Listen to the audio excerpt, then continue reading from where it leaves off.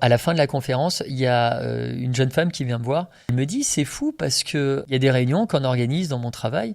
Il y a systématiquement un collaborateur qui vient avec 15-20 minutes de retard. Toutes les semaines. Elle dit, mais ça m'irrite à un point. Et limite, elle a des pensées violentes, quoi. Ça la met dans tous ses états. Et moi, je lui pose cette question. Je lui dis, mais est-ce que les autres collègues, ça les met dans le même état émotionnel que vous? Et là, elle réfléchit un moment, elle fait, non, pas forcément. Je la regarde et je lui dis, mais est-ce que vous êtes déjà questionné, vous, sur votre rapport à la liberté?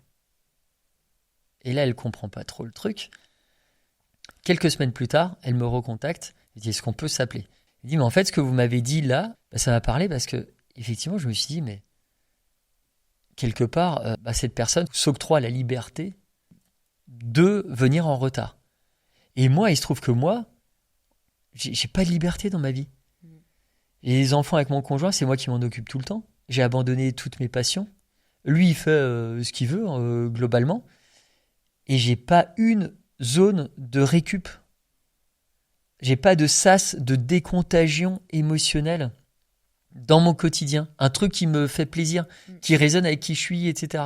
Donc tout ça pour dire que quelquefois, quand on est face à ce qu'on croit être un comportement toxique de quelqu'un et que ça nous irrite au-delà de ce que ça devrait nous irriter, ça vient réveiller un problème qu'on n'a pas réglé en soi. Et en l'occurrence, pour cette jeune femme, c'était son problème, son rapport à la liberté.